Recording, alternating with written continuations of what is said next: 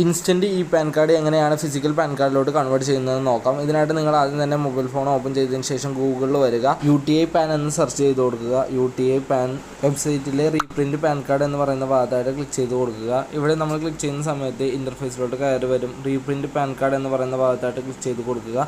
അതിനുശേഷം ഇവിടെ ചോദിച്ചിരിക്കുന്ന PAN card number, Aadhaar card number, month of birth and year of birth എന്നിവ കൊടുക്കുക. GSTIN നമ്പർ ഓപ്ഷണലാണ്, കൊടുക്കേണ്ട ആവശ്യമില്ല.